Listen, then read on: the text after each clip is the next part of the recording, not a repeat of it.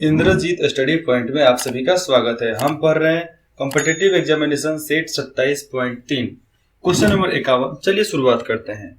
भारत कौन से देश के साथ उत्तर थल सीमा साझा करता है? मतलब वो कौन सा देश है जिसके उत्तर में भारत है?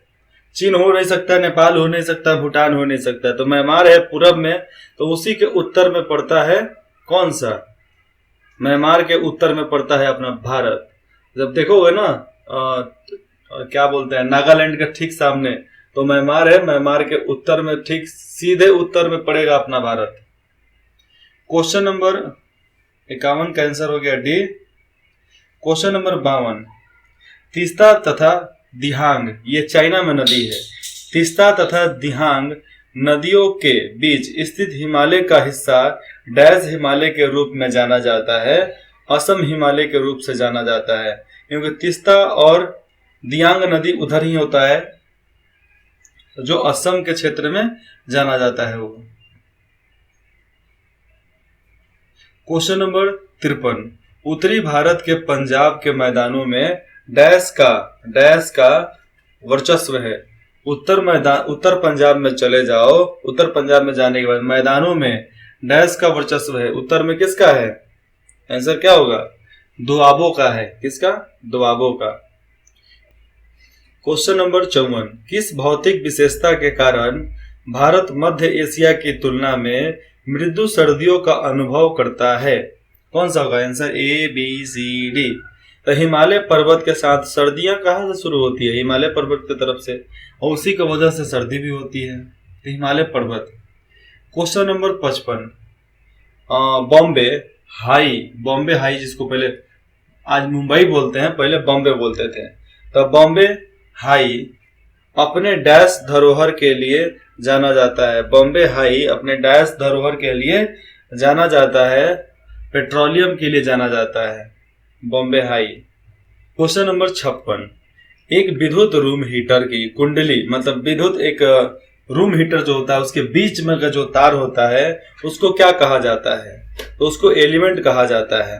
बीच का जो छड़ गरम होकर धा मारता है उसको। क्वेश्चन नंबर 57, सारंगी जिसको हम बोलते हैं गिटार, इंग्लिश में गिटार, हिंदी में सारंगी, तो सारंगी के तार में किस प्रकार के ध्वनि उत्पन्न होती है? तो गिटार में कौन सा ध्वनि उत्पन्न होता है? अनुप्रस्थ। Answer B. क्वेश्चन नंबर 58, पारदर्शी वस्तु जिसके द्वारा हम वस्तु को डैश कहते हैं। पारदर्शी वस्तु जो दिखता नहीं है, इधर से उधर दिख सकता है आर पार, तो उसको हम कौन सा वस्तु कहते हैं? स्पष्ट रूप से देख सकने वाला वस्तु उसको कहते हैं। इंग्लिश में इसको ट्रांसपेरेंट बोलते हैं, हिंदी में इसको पारदर्शी बोलते हैं। क्वेश्चन नंबर 59, पेचिस तथा मलेरिया बीमारी है ये। पेचिस तथा मलेरिया जैसे बीमारियां डैश द्वारा होती हैं। किसके द्वारा होती हैं? प्रोटोजोआ के वजह से होती है। प्रोटोजोआ क्लास 8 के आपको बायोलॉजी में मिलेगा, प्रोटोजोआ होता क्या है। इतना सिंपल क्वेश्चन यहाँ पर है। और दही में इलेक्ट्रोबाइलस पाए जाते हैं।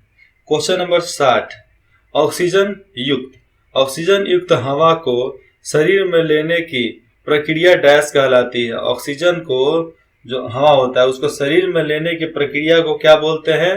अंतः श्वसन, अंदर सांस लेना। लेकिन हम लोग ऑक्सीजन 100% जिस दिन लेंगे उस दिन राम नाम सत्य हो जाएगा, उस दिन मर जाएंगे।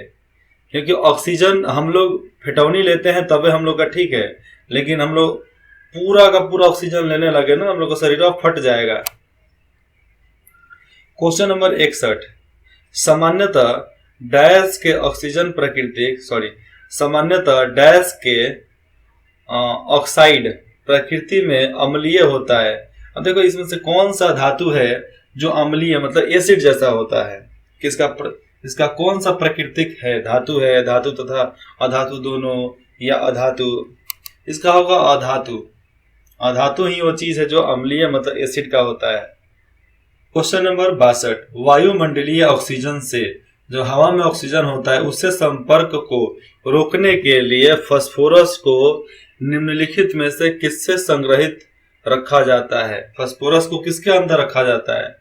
तो जल से उसको संग्रहित रखा जाता है, नहीं तो फट जाएगा। फास्फोरस को आप डालो ना, पानी में डालो तो बड़ा आराम से ना उड़ेगा, पटाखा जैसा है। बड़ा बड़ा डाल दोगे तो बम जैसा फटेगा। सिंपल। क्वेश्चन नंबर 63, निम्नलिखित में से कौन अग्निय उत्पादन के लिए, आग के उत्पादन के लिए अनिवार्य आवश्यकताएं हैं? तो इसमें होगा 1 2 3, ईंधन, वायु, गर्मी, तीनों का वजह से ही आग लग सकता है। तो आंसर हो जाएगा डी। क्वेश्चन नंबर 54, भूमि जल स्तर, जमीन के अंदर वाला जो पानी होता है, तो भूमि जल स्तर के नीचे पाया जाने वाला डैश कहलाता है। अब भूमि के अंदर जो पानी पाया जाता है उसको क्या बोलते हैं? उसको बोलते हैं भूजल, भूमि के जल, जिसको हम पीते हैं, आधा पीते, थोड़ा सा पीते हैं और कई गुना बर्बाद कर देते हैं। क्वेश्चन नंबर 65, लंबे पेड़ों की शाखाएं जंगल में अन्य पौधों के ऊपर छत की तरह दिखाई देती है। देखो फिर से, लंबे पेड़ों की शाखाएं, जो लंबा लंबा पेड़ होता है उसकी शाखाएं, बाह, उसका जो डाली होती है, जंगल में अन्य पौधों के ऊपर छत की तरह एकदम दिखाई देती है कि पूरा पसरा हुआ है। बहुत बड़ा पेड़ हो जाएगा और सारे पेड़ के ऊपर से उसको लगेगा छत है, तो इसे डैश कहते हैं। इसे क्या कहते हैं? चंदवा, कनोपी कहते हैं। चंदवा, कनोपी, चाहे चंदवा बोलो चाहे कनोपी बोलो। क्वेश्चन नंबर 66, प्रधानमंत्री का वय वंदना योजना जिसको बोलते थे PMBBY को संचालित करने के लिए किस संस्था को एकमात्र विशेष अधिकार दिया गया है? तो ये मालूम है कि नहीं है? भारतीय जीवन बीमा निगम को ही यह सब सौंपा गया है कि भैया तुम ही संभालो, हम तुमको देख लेंगे, तुम हमको रिपोर्ट दे देना। क्वेश्चन नंबर 67, किस राज्य सरकार ने माझी कन्या भाग्यश्री योजना के लिए संशोधित नीति को मंजूरी दे दी है? तो देखो यहाँ पर माझी कन्या का मतलब होता है थोड़ा बैकवर्ड क्लासेस, तो इसमें आता है महाराष्ट्र में ही जो नीचे वाले श्रेणी के लोग हैं उनके लिए माझी कन्या मतलब मेरी कन्या भाग्यश्री, मेरी कन्या लक्ष्मी योजना यहाँ पर ये लोग संबोधित करते हैं। माझी मतलब मेरी, कन्या मतलब लड़की, भाग्यश्री मतलब लक्ष्मी योजना। इसको मराठी में ये बोला है माझी कन्या भाग्यश्री योजना। क्वेश्चन नंबर 68, किस मौलिक भौतिक मात्रा की SI इकाई को 2019 के फ्लैक शिस्त्रांक के निधि द्वारा आधारित तथा माप मिलेगा? यह है लंबाई, समय, द्रव्यमान, द्वित्व, तीव्रता। कौन होगा इसका आंसर? इसका आंसर होगा द्रव्यमान, जोखा जा सकता है इसको। क्वेश्चन नंबर 69, 19 अक्टूबर 2017 को किस अंतरिक्षीय एजेंसी ने, कौन सा अंतरिक्ष एजेंसी था जो सीरिस बैना ग्रह कोई है उस पर ड्रोन अभियान के दूसरे विस्तार को मंजूरी दी थी कि भैया अब करेंगे? तो है नासा के अलावा उतना फंड तो किसी के पास जमता नहीं है कि दूसरा कोई कुछ करेगा। क्वेश्चन नंबर 70, किस भार वर्ग मतलब किलोमीटर में MC मतलब क्या होता है?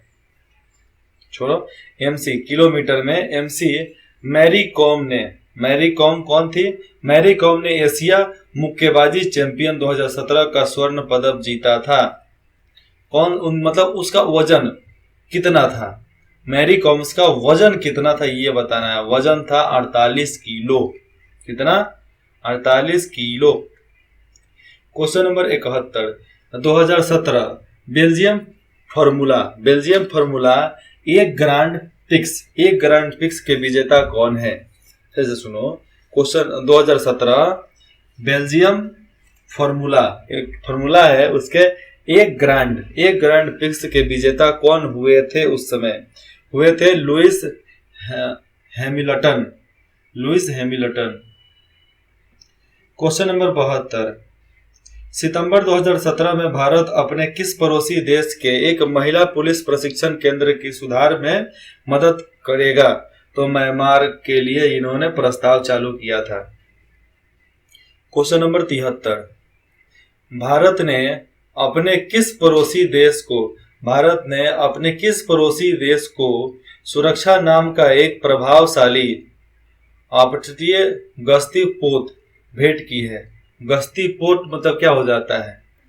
गश्त करने के लिए पोत मतलब होता है नाव, जहां पर पूरा हथियार से आदमी लैस होता है।